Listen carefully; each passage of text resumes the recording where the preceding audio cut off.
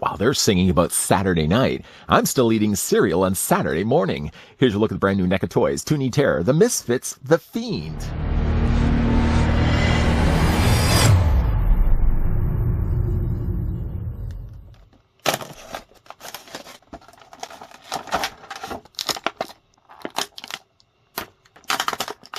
Bring the fun of Saturday morning cartoons to your horror collection with the adorable little creeps of Toony Terrors, NECA's line of stylized horror icons. Standing approximately 6 inches tall, the mascot of the Misfits band, the Fiend, joins the Toony Terrors line. The figure comes in blister card packaging with bonus cutout backdrop. I think it's safe to say that both the Misfits and NECA know a little something about the horror business. Before, of course, we get a closer look at the new Toony Terrors, the Misfits Fiend, the tape measure is telling us that the figure is about 5 1/4 inches in height, or it's about 13 centimeters tall. Let's bring in those other Toony Terror figures we've already had a look at. So here's what the Fiend looks like with the earlier looked at Return of the Living Dead Toony Terrors Tarman. Here's what the first figure we looked at from the new line of Toony Terrors. Here's what he looks like with Megan. And then on this side, some of my personal favorites. Here's what the figure looks like with the Toony Terrors Michael Myers and the Toony Terrors Minor. I keep forgetting to show you guys this, though. On the back of the packaging for all the Toony Terrors, they have their own unique cardboard cutout backdrop. So if you wanted to, and you have the space provided, you could just cut that out and have it on display. Being that I don't have the space, I haven't cut these out for years, but I do appreciate the fact that NECA Toys does include these. There, now I did it.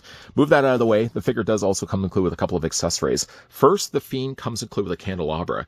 One side of the candelabra I know is getting out of the packaging. This is sort of leaning in towards the middle. So I'm going to see if I can maybe heat this up just a little bit and just so, it's a little bit more symmetrical on either side.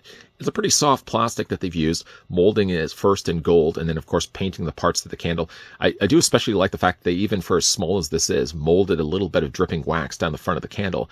Flames are on all three of them, and they clip into this side of the figure's hands. He actually has one gripping hand, and then he has one relaxed hand, and I'm guessing the relaxed hand is then for the little jar that he comes included with. The jar isn't as well painted, unfortunately. You see there's a little bit of problem with the green.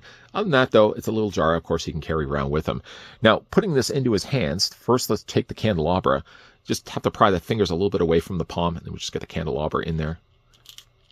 It sits okay. I mean, actually, of the two accessories, it fits the easiest. And then what you can do is then take the little jar, for example, or bottle, and that just fits into his hand.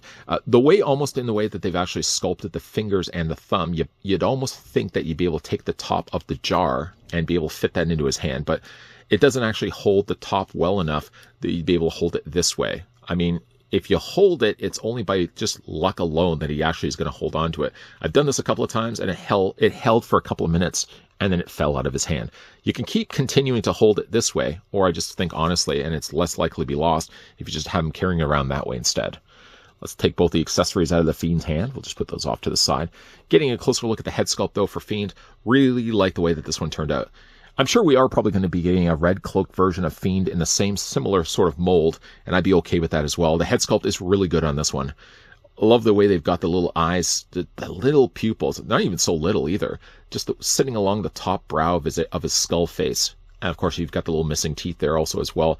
It's a really bright colored face as well. And I do think like the paint's been handled really well, even though there really isn't a lot of paint happening here on the Fiend. The majority of the figure's body, obviously, is just the molded black plastic. And then they went in there very meticulously painted the individual finger bones, not to mention as well the face. And though being those the only three places really that the figure is painted, he's painted extremely well. Like I said, though, the hands are also one thing.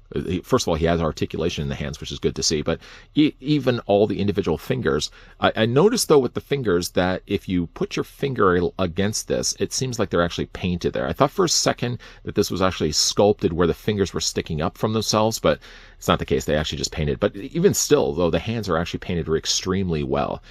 I like the way they've sculpted the cloak. Now, his arms are designed in such a way that you can't move them.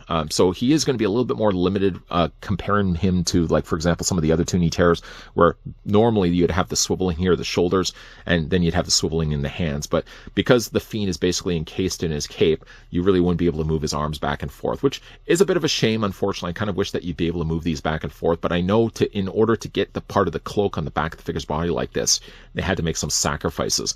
Even if the sacrifices sacrifices are made for the posability, the sacrifices certainly don't look like they've been made at all for the sculpting of the actual figure. I just really like the way that this one turned out.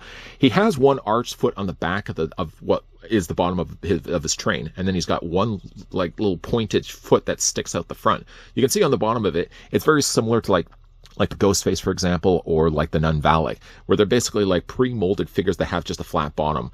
Pinhead also was like that as well. And again, it's not bothering me at all the fact that the figure doesn't have like really defined feet or anything that really would indicate an actual leg on the bottom of the cloak. Because again, like if you're looking at, you're only going to be looking at from the front anyways. And it's really, like I said, a nice looking Fiend. Now for his articulation, like I said, he is going to be a little bit more on the limited side because he only really has the articulation here in his head sculpt. The head does rotate all the way around. It is actually on a ball joint too, so it does even have also the ability to hinge the head up, have the hinge down. You can also slightly rock it back and forth, but not really a whole lot though. Like I said, though, the arm articulation is really going to be very limited on this figure. Even though it does almost look like he's got a cut right there and a cut here, you really can't move the arms at all. They're basically just encased by the top cape of the cloak. But what he can do instead, though, is he can rotate his hands, I should say, all the way around. And you can also rotate this hand all the way around, also for the purpose of holding those two accessories that we've already had a look at. And then just like literally the rest of the figure's body is just a staction. I don't want to say a paperweight, but he basically has like no posability at all for him. But I don't think he necessarily needs it either. I mean, the whole thing with a lot of these Toony Terrors that I like so much about them anyways is the fact that they have cartoon stylized designs to them. And I think a character like the Fiend, I've been kind of saying this across the board so far with all these new Toony Terror figures, I think Fiend works really well for a cartoon version of the character. Again, like with the actual bottle that he has, I mean, it doesn't hold it very well if you want to hold it upright. Sometimes, if you're lucky, he holds it upright, but I'd rather just have him actually holding in his hand like that, so it's less likely to fall on the floor. Because I know if it falls on the floor, the first one that's going to claim that little tiny bottle is probably going to be my cat, and then I'm not going to be actually happy with where that bottle's going to end up. Bringing the other two figures we've already had a look at. Oops, there goes the bottle. Bringing in Megan, let's put the bottle back in his hand. Oh. Let's just put it back in there. Bringing back in Megan. And why am I having such... There we go. Bringing back in Megan, bringing back in the Tarman. We still are also going to be looking at Vincent Price. What a cast. What a cast for this new current wave of Toony Terrors. I like the fact that they finally found a way to incorporate the Fiend, even though the Fiend really, he's not necessarily from a movie. I mean, obviously, NECA's always been a big fan of the Misfits.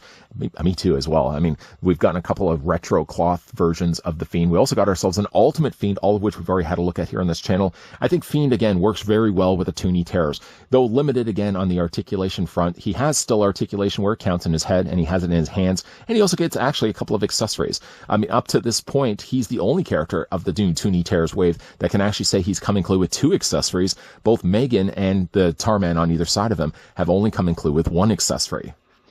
Faced with an ongoing frustration of the Fiend trying to hold his bottle properly, I decided to solve my issues with hot water. Not me, actually, the hands for Fiend. What I ended up doing, though, is I submerged the hand in hot water just enough to soften up the plastic.